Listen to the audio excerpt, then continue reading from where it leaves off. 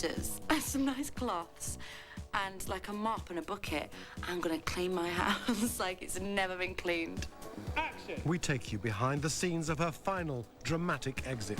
Let's see what we're going Konu. Oh, you bitch.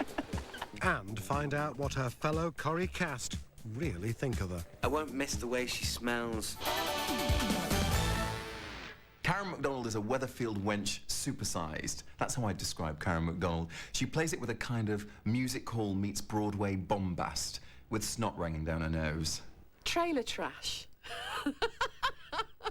Can I say that? I enjoy her most when she's just being funny, or pouring drinks over people's heads, or doing that. She's just got such balls. She's a proper northern lass, and she's in that fantastic mould of Coronation Street women, the Elsie Tanners. It's the tart with a heart or the fish wipe with a heart that you absolutely love. And you just think, what's she going to do next? I've got to switch on the telly. What's Karen up to now? Karen Phillips arrived on the street in June 2000 when her mate Linda Sykes landed her a job at Underworld. Rough as a bear's bottom, Karen got off to a quiet start. Before long, naughty knickers were the order of the day. Mike, this is Karen. She's good. We're very lucky to have her. She's already given you the big build-up, Karen, but I'd like to see what you can do for myself. My first scene, I kind of did all my lines like this. My first scene, and I couldn't get them out properly. And they went, no, come on now. This is okay. This is your character. Next minute, I suddenly found her. And that's where Karen was born. And she did lots of this and pulling her face and kind of flirting with everyone and winking with everyone and snogging everybody, really.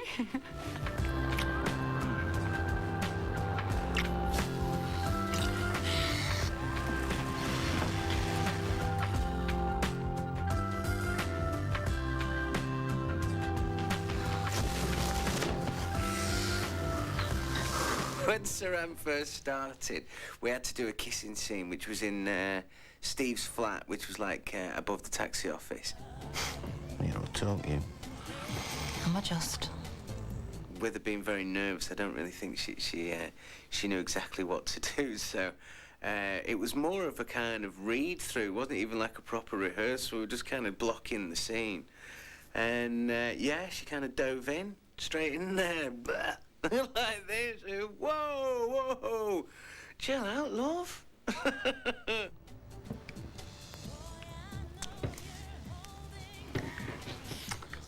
It was an absolute dream come true to kind of realise that, you know, this was a gift of her character, really. She may give this impression she's as tough as an old Prada boot, but underneath it all, you can just see it just simmering gently away, you know, that she's a softie at the end of the day. Sometimes it's the nastiest, hardest people who are actually the most vulnerable because they're so frightened of being hurt because they've been hurt at some point in their life that actually it's like, you know, attack is the best form of defence. Oh! Cheating!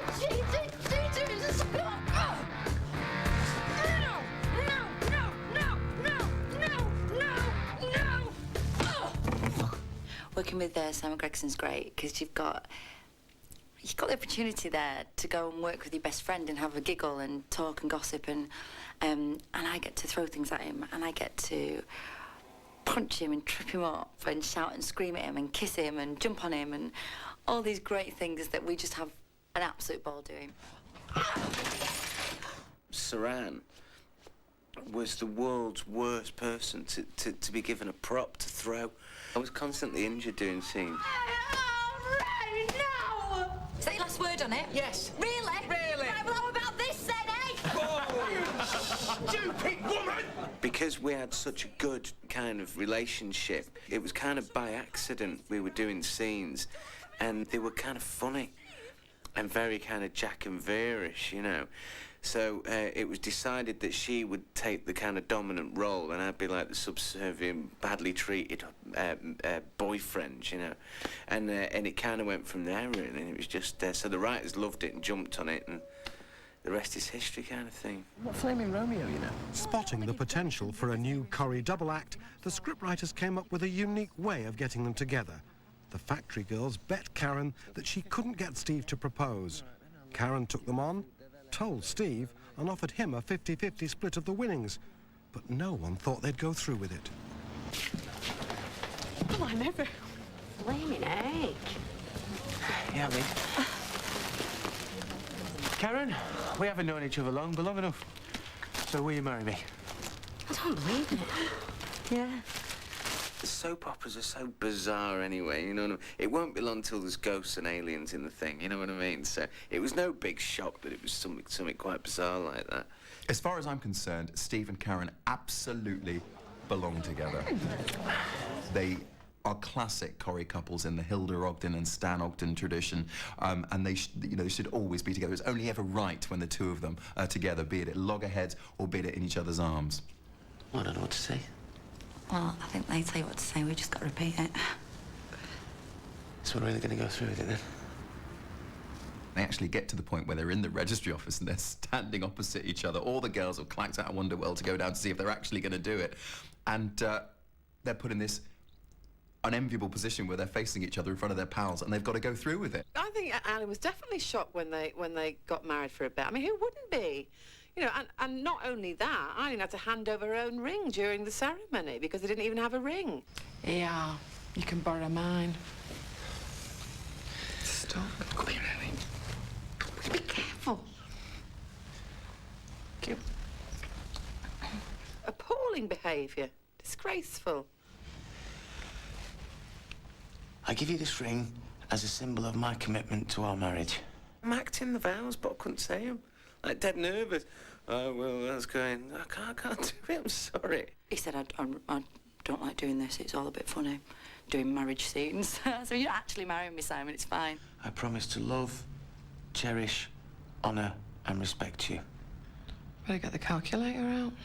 What a wonderful way to get a partner. Because if she had actually dated Steve properly, if she'd gone through all that rigmarole and then he'd turn around and said, on your bike, girl, she would have really been devastated because it would have confirmed for her she wasn't a nice person, she wasn't that good. But of course, if she can do it on a bet, then if it doesn't work out, she'll go, well, it was only a bet anyway. And so it was kind of a way for her to get into a relationship, which underneath it all is something Karen desperately, desperately craves. She can't actually believe that he's with her, you know, because he's like the hunk of the street, and, you know, Karen's just my Steve, my Steve, my Steve, my Steve all the time. You know, that's all she says. Steve, my Steve, you know, that's it. She just reiterates his name all the time to make sure that she's, you know, they're together. It's really, really sweet. Really sweet. Karen, I love you. I've gone and done it now, haven't I? You love me? Yeah.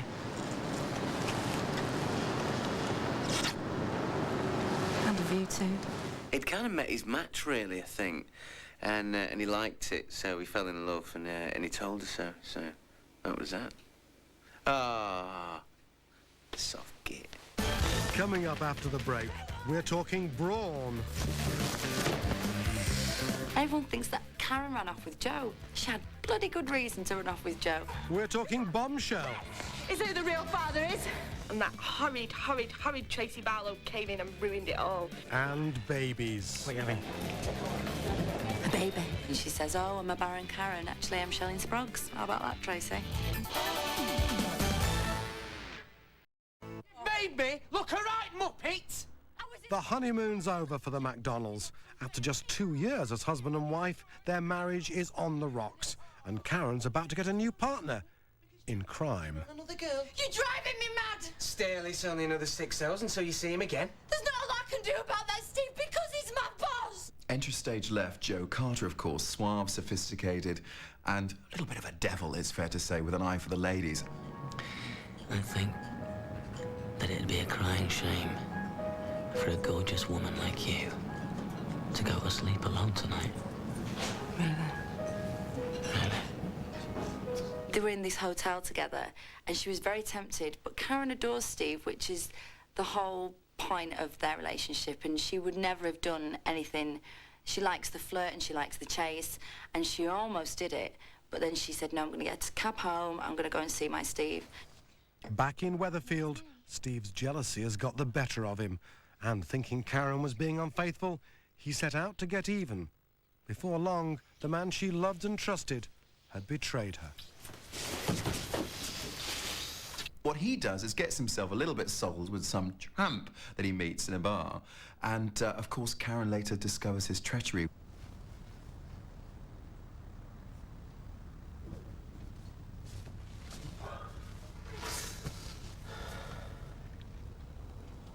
Who's been in this bed? No one. She can cry like that, you know. She can either do the full tears or she can just let one tear go down. She's kind of like got an internal tap to her eyes, you know. She like switches it on. Don't lie to me. It's written all over your face. And I think that's probably where it began to unravel for Steve and Karen. Perhaps that was the point of no return, because obviously the trust, which they'd always had between them, had finally fractured. If we can't trust each other, then we've got nothing now, Kurt. Oh, my way. But you can't trust me. It was a one-off, I swear. Oh, my way. I think when we watch Coronation Street and we see Karen and Steve together, we recognise people we know. And I think that's why we warm to this situation, to Karen, to Steve, to the whole scenario, because we know that it's actually true to life. But it isn't real life, it's soap. So after a quickie divorce, Steve got down on one knee and proposed again. This time, for love. Will you marry me? Yeah. Wedding number 2 for the McDonalds, the biggest soap had ever seen. Karen wanted the fairy tale with no expense spared, and the whole street turned out to witness the happy day. Karen's big day was going to be just that. It would rival Posh and Beck's, make no mistake. Karen just wanted to have the most dramatic wedding that we've ever seen in Weatherfield. You know, I think they were shipping in swans and various small forms of wildlife on the day. Eileen thought the whole wedding was ridiculous. She was determined to have the coach and horses, the full spread. Steve runs a cab company at the end of the day, and she sews knickers. So God knows where they got the money from. I mean, I think Steve will be still paying that off for the rest of his life, I think. Unfortunately, it was January, and so to film a wedding in January in a freezing cold chapel, you can actually see our breath on some of the shots because it was so cold. Okay, stand by to rehearse, please. It was flipping freezing and the rain was falling down and we had these fur things and Vicky, Janice, had twisted her ankle. So along with that, we had one bridesmaid on crutches in the peeing down rain. It was a fun day. It was the biggest talking point of the whole street, but not quite in the way that she planned, bless her. The wedding of the year was about to get a whole lot more dramatic for the bride and groom. 14 million viewers tuned in to see Tracy Barlow shatter Karen's dreams. I felt so sorry for Karen because it was Karen's day, her perfect day, and that horrid Tracy Barlow came in and ruined it all. Tracy Barlow, lurking like a gargoyle in the background, suddenly makes her presence known, parts the congregation, of course, and drops the bombshell that Amy is actually Steve's daughter. And that moment on Karen's face is vintage Corrie. This is who the real father is. Bridegroom. Steve. Not Roy Cropper. Well, aren't you? Go on, tell her. What did you just say? Things I love about Karen is that she's so sort of pretty to look at, but then when Steve's done something wrong, i.e. he's gone to talk to Tracy or gone on to London, she has that look. And you just know it's the bulldog swallowing the wasp, and it's like, Steve, my Donald, just you wait till I get you home. I think I'd die if I ever kind of really watch myself and what my face does. It contorts itself into a completely different person when Karen's mad. And she does all this, and she does that, and she does this. But then, oh God, I like carried away. What did she say? I said, Steve, that you're marrying is the baby's father. You lying little whore. Well, then why don't you ask him, Karen? Go on. the way Saran portrayed Karen in that was just, her acting was, it was just, you could hear a pin drop in that church. It was brilliant, brilliant acting. All in all, it took 3 weeks, and by the end, I wanted to burn that wedding dress because I was like so sick of putting it on. Because everyone said, oh God, it must be great to film a wedding because you get to be like the belle of the ball. And I said, yeah, for the first week, it's great to go in and put your wedding dress on and get your hair done. And then, like, by the 3rd week, everyone's really tired, and I'm kind of hitting people away who's trying to put my rollers back in. I'm going, get off, all right. You know, just give me the shoe while I smack Tracy, you know. Karen, don't make it worse. How can this be anyway? Because she means it. When it comes to screwing money out of people, she does it very well. Oh, as opposed to just screwing people. Karen had Tracy up with the stiletto. And literally, if I had to move at exactly the right time because the stiletto came and smacked me over the head. And it would have hit me in the face if I hadn't bobbed down at exactly the right time. So yeah, that was another moment where my heart was in my mouth a little bit. Because I mean, that wouldn't have been good, would it? New Zealand Faces. Great television. Karen and Steve finally did make it up the aisle, but her dreams of a perfect wedding and marriage were not to be. Right! That's enough! She was at war with Tracy Barlow.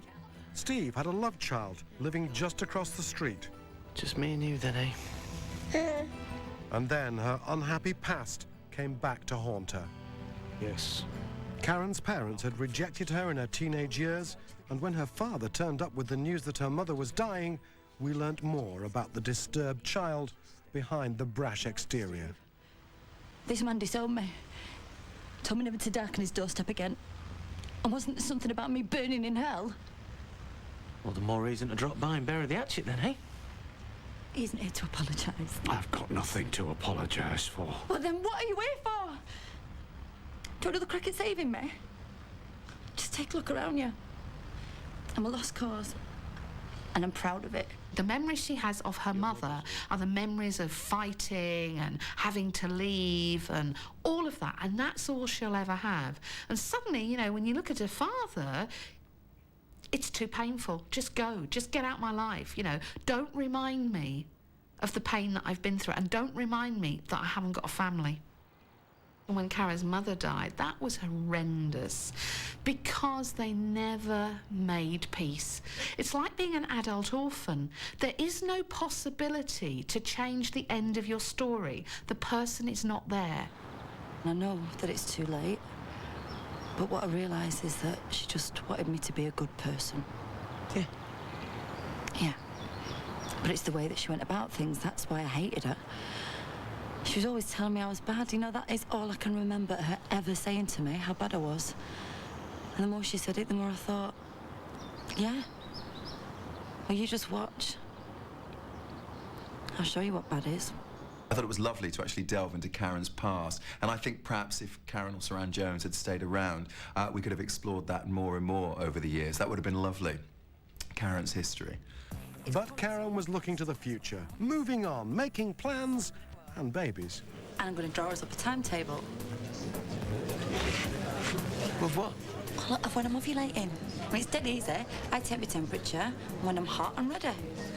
Oh, that's when you come in. Well, you really know how to make a bloke feel special. Karen definitely wanted that baby as soon as possible, so she was just not going to stop until she was pregnant. Come on now, let's go to bed. Hang on,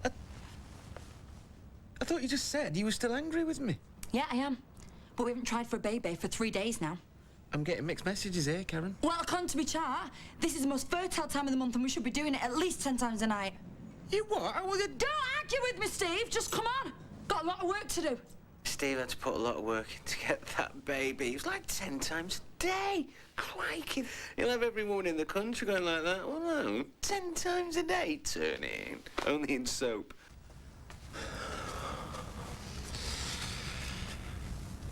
How was it for you? Necessary. Steve's hard work finally paid off.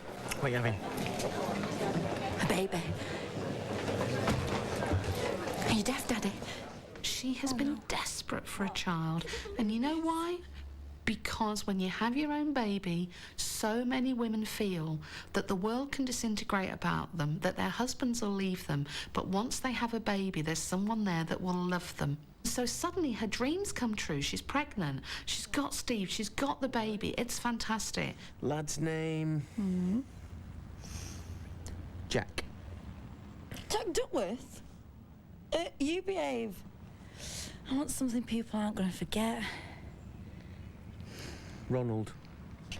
Unfortunately, Karen being Karen, she, you know, goes to Tracy and she says, "Oh, I'm a Baron Karen. Actually, I'm Shelling Sproggs." How about that, Tracy? Oh, Tracy! Aren't they just to die for? I mean, I've splashed out a bit, but I am so excited about being pregnant. Couldn't help myself. Got your heart set on a girl, then? I thought Steve might have wanted one of each. Steve isn't bothered what we have, as long as it's ours. But Karen's dreams were short-lived. At the Underworld Christmas party, she started to lose the baby.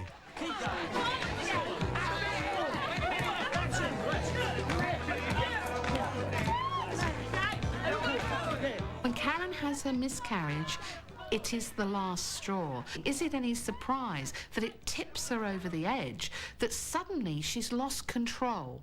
Because all that pain that she feels is now right on the surface, and it hurts a lot. And that's where Karen's at the moment. The scenes are so sad, because she really wanted it as well. She so wanted it, and all her dreams and her hopes and everything that, you know, was going to make her life better had gone. It detects a heartbeat. Does it? You found one? I mean, that's what it's for. And have you found one? And obviously you want to kind of like portray this in a truthful and caring way as well, because obviously, you know, it's absolutely heartbreaking for people that have been through this.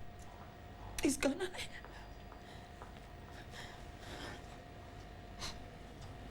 I'm afraid you've miscarried.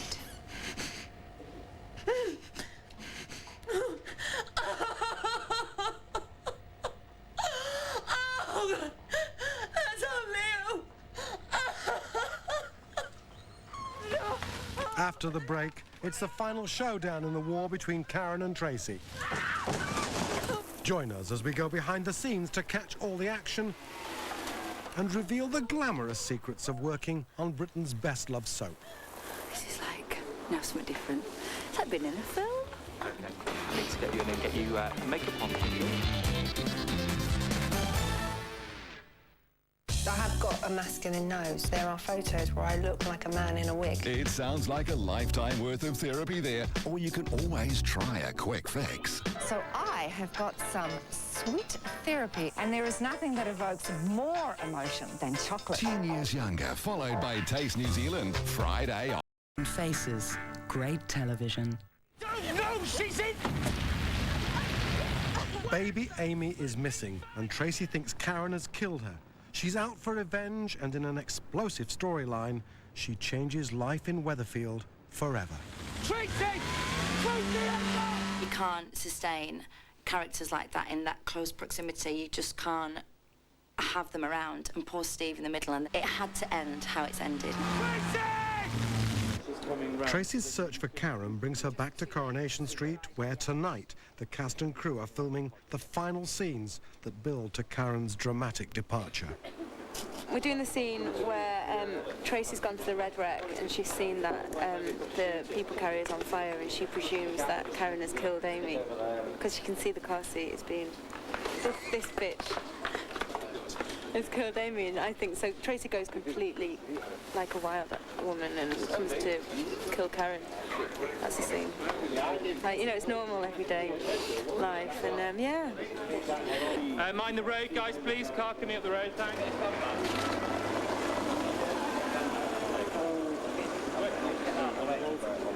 So stand clear then, but cue the rain, thank you.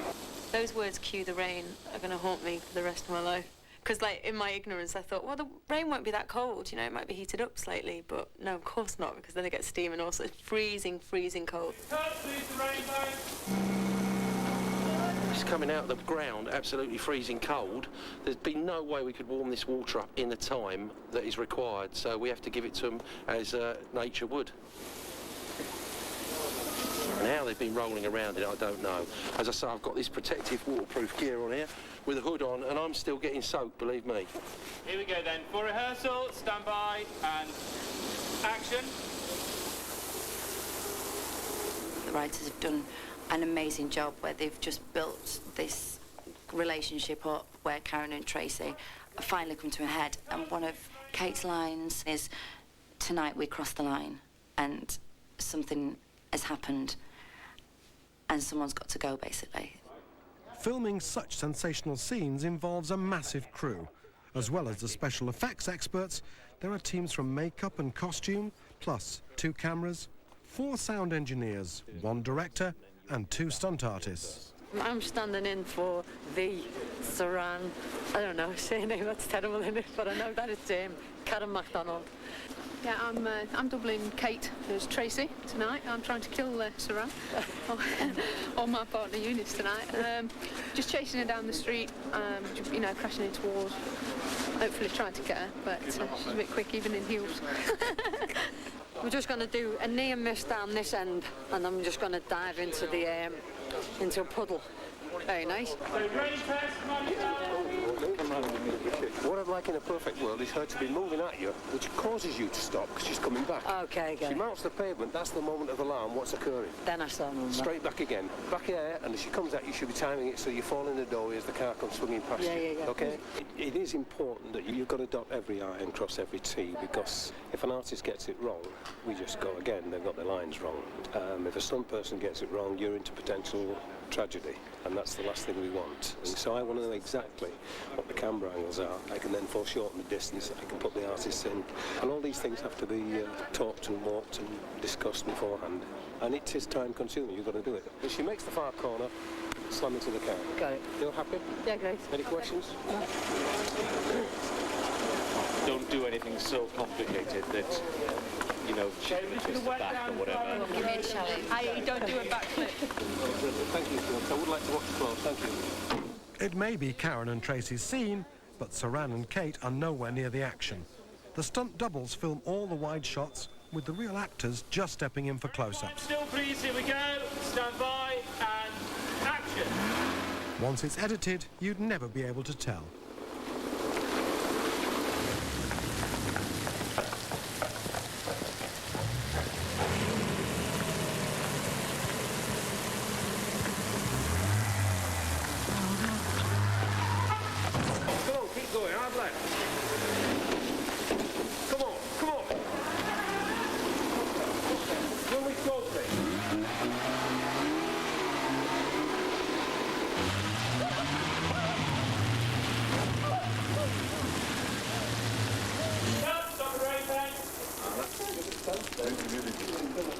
Look great. Because I have the wide from there, it's worth doing that. The director, Terry, is happy, and so it's on to the next scene and the next stunt. If I can get Bob. So camera 2, yes, up there, please. Eunice will bounce off this car, give us a beat so they can do the internals and eye-to-eye between the actresses after. She runs up the steps and tries to take refuge in Underworld. Tracy, or me, will drive right into the steps, just missing her, so hopefully we'll have a really close shot of the front of the car and Eunice's feet on this shot. She makes it to safety. I'm going to try and do a Cinderella shot and she loses a shoe on the stairs. You come in and do that, sharp on the brake, so we get a nice bounce on those headlamps, okay? Roll to record, please, and cue the rain, thanks. And action.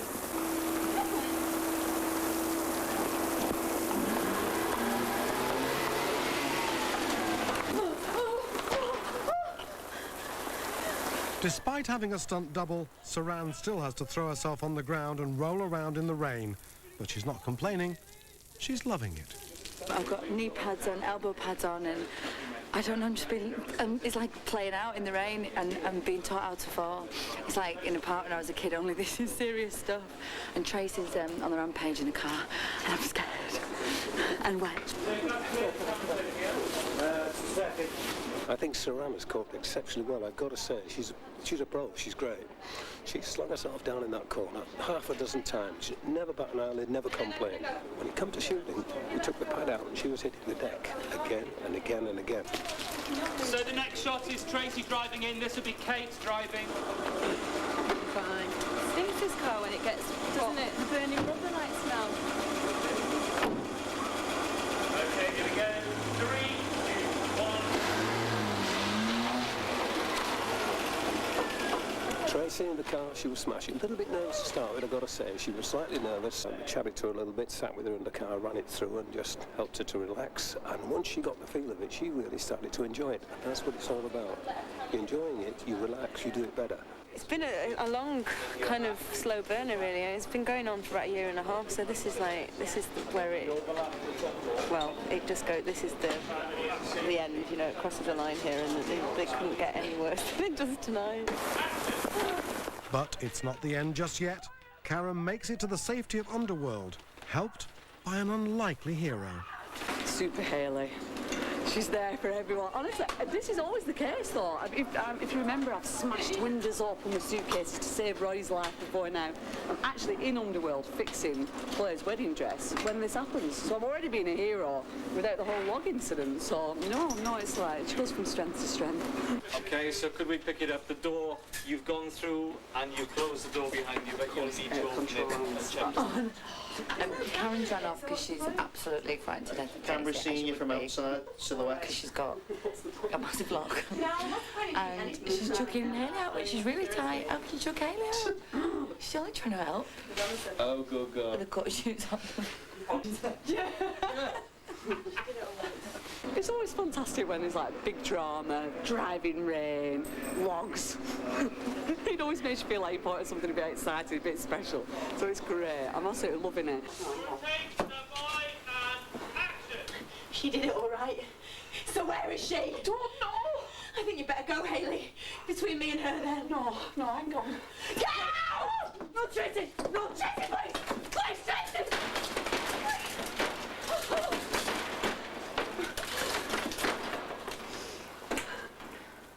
Good. Got the lines completely wrong with the lines. I think we caught... By the time it hits your TV screen, it all looks very dramatic.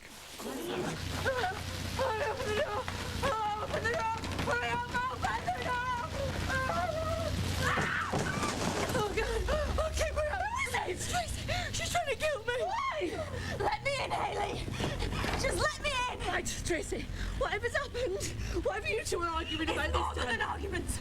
Just let me in. No, calm down first. Calm down and we can talk about it properly. She's a pregnant woman! Not anymore, Hayley. She lost her baby.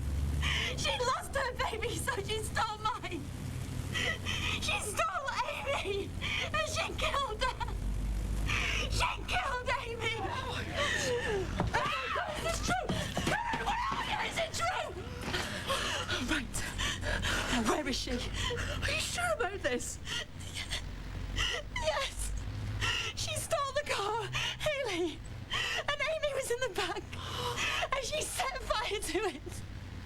Now, where is she? I don't know. It's between me and her now, Hayley, so you better go. No, come on, hang on. No, just get out! No, Tracy, please, I don't think Hayley can save the day. I think it's out of her hands now. As soon as she got pushed out of those factory doors, we were back into the remote. She'd done everything she could. She'd used all her strength, but that was it. So it's in the lap of the gods now. Despite Hayley's super efforts, Karen and Tracy end up on the roof of Underworld. My husband! There's only one man who can save them now. No! Me and you! No! All the fighting, all the arguments, they end right here! No! Tracy, no! What is it with you two? Why do we always end up like this? You were there, Steve! You saw what she did! Why are you protecting her? Because he loves me and he hates you. Shut up! And you, Amy, is down there! Steve's the peacemaker all the time. So he is, you know, he's always try to make peace between the pair of them, and he's, you know, the guy who's always in the middle saying, right, well, I know how you're feeling, and, you know, you shouldn't do this either, and blah, blah, blah, blah, blah, you know, and in the end he's just gone bang and just said, look, forget it, you know, I've had enough. Oh, Steve, she's going to kill me if you hadn't turned up. I wanted to throw you off the flaming roof myself. Even in the last scenes, you know, myself and Kate said, you can tell that these girls don't want to be doing this to each other now because it's gone too far. And they'd get on like a house on fire if the circumstances were different. But great characters, great, strong characters who you just love to hate. It's all right, let's get you home. Back on the street, it's home time for the cast and crew. It's been a long but successful shoot. Ladies and gents, we've run out of time, I'm afraid. We have to call it a day there. That's a wrap for today. Thank you very much for your hard work today. A bit hoarse from all the shouting. Trained actress. Very well trained. And, but no, I'm okay. I've got my hot water bottle and I'm going home to my bed now. Coming up, it's farewell to Karen and goodbye to Saran. We're on the street for her final scene. And her closest friends reveal the secrets of one of Britain's most popular actresses. She's the most beautiful woman, then she gives it... Oh, I'm sorry. She's got terrible flatulence problems.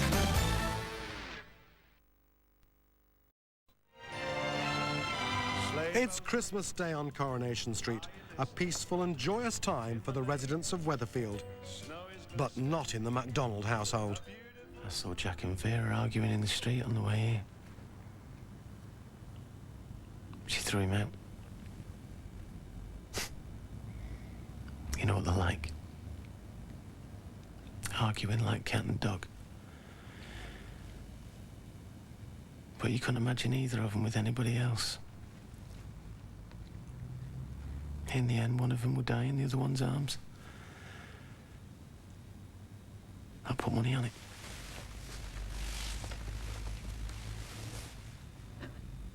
I used to think me and you were like them. We are? Difference is, they were arguing over a £1.99 second-hand Christmas card. It's the saddest scenes that I've ever played in that show. Because you can't help just thinking, God, this is where it's come to, and you know, and they're so loved. Karen and Steve are so loved, and people don't want them to split up, and this isn't what people want to happen. But the way it's been written, people will totally understand why he's got to kind of let her go, because she does. She needs help, and it's very, very sad. We love each other. Oh, I do love you, Karen. Well then. I just can't live with you anymore. It's not healthy. It's not healthy for either of us or anybody else around us. I just burst into tears doing this scene, like properly cried, and it was like, where did that come from? You know, so it was weird, but it looked great. So we carried on with it, and we did really get really into it, really emotionally, you know, which was a first for me, really. So you are going to let Tracy win? You're going to allow her to wreck this marriage? This has got nothing to do with Tracy or Amy. I'm finishing with you for my own sanity. There were real tears, and, you know, it wasn't kind of technically done. It was all very high on emotion that day. So I'm sorry, you're just gonna have to go.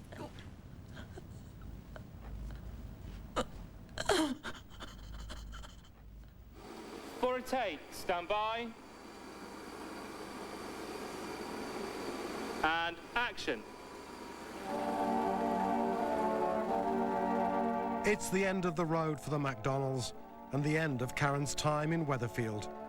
Before she leaves, Saran must film her exit scene, one of the most exciting and emotional moments of all her time on Coronation Street.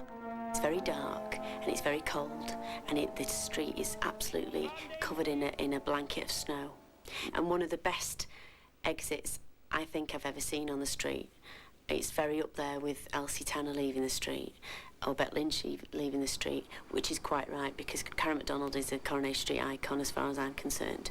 She has a very fitting leaving, very classic Coronation Street, not to be missed. We think the writers might have written Shelley in because we're best mates. Because there's no reason why Shelley would be. I should be in this scene. I think they're just doing it with your to show our funny kids. hat on and your coach. We were in tears after that scene, and the fabulous irony of not real life is that Shelley doesn't give a monkey's whether Karen's there or not, to be honest. All she does is cause trouble in a pub, so if she's not there, then fantastic. No, you know, one less factory girl to chuck out, really. But obviously, you know, in real life, it's me and Saran, you know, parting company in work, obviously, but which is a very sad thing. This wonderful scene that when I saw it on paper, it made me cry instantly. And I had, as an actress, a very, very proud feeling of where I've brought this character to and what I've done with her. Keep the snow, please. Off she goes, in the snow. So, yeah, it is quite sad. In fact, most of the cast, well, the girls in the cast were reading it and crying in the green room, going, oh, it's going to be really sad. But they were right, it is. I'm going to cry buckets next. Buckets. And then next week we'll be going, Karen who? Oh, you bitch. I turned up because I absolutely wanted to see her do her final bit, and it did make me go a bit goosebumpy watching her. Stood with her hand on her hip, saying bye to it. It was just a massive moment, and you know, and I'm nosy. That's basically the reason I'm nosy. I wanted to see what was happening. I wanted to see the snow on Coronation Street, and it was freezing cold, absolutely freezing cold. And about 1:30 in the morning, I must have been mad, but anyway, I turned up, gagging in. Oh yeah. She was pleased, I think. She better have been pleased. I'm gonna miss her. Oh, do that again. Ooh, that's unusual. Who said you were gay? Oh, lovely. Oh, that's the call that, and that's unusual. Well, As much as they love her, there are some things that the cast won't miss. I won't miss the way she smells.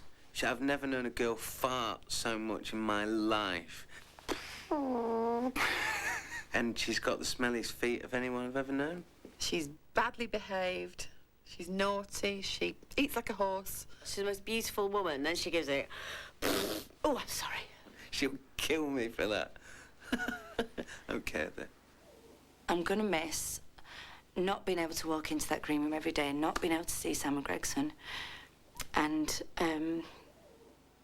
Kay and all my friends, because it's been 4.5 years of my life, and it's just been amazing, and it's going to be like, for a while at least, like I've had my arm chopped off. I wanted to give Saran a fantastic sending off because she is the life and the soul of the party, and so we wanted a fantastic leaving do. So I came up with the idea of having a Karen MacDonald lookalike party, and it went absolutely really well. I was really chuffed. Half the cast came as Karen. Hey, Dave. Hello. Yeah. What do you think? I'll certainly, as Kate, will miss Karen, and I'll miss doing Tracy scenes with Karen so much, you know, because we just had such a laugh. You know, working together and the scenes, I found I enjoyed doing them because it was just she was my sparring partner, and also Saran's really good fun to work with. So on both sides, I'll miss working with Saran, and Karen and Tracy, I'll miss those scenes as well. I adore her, and I'm gonna miss her, and I'm gonna start crying. I don't start crying. Kate. No, don't do that. I love you to bits. We're gonna go and have a good night. Love you to bits. I'll miss her on set as a character, really, because she's always brilliant to act with. The character's always, you know, spot on and brilliant to work opposite. So, and of course I'll miss the face. It's nice that at work I've found a really true friend. Oh. Sexy Karen, boot Karen, factory Karen, and wedding Karen, and I love them all to bits, and we're going to have a great time. I'll miss her sitting on a mobile phone so she don't have to answer it, and all those things, and us nipping around to Sainsbury's because we don't like what's on the wagon. All those tiny little things, nipping out to Topshop, and that we did together. But you see, the thing is, I will be friends with Saran forever, so that's just my workplace, so I'm not that sad, even though it's, you know, my little mate's gone from work. It's not that bad, really. I keep saying that to myself. This has been the best job in the whole world, and I'm so sad to be going, but really proud to be a part of Coronation Street. It's the best.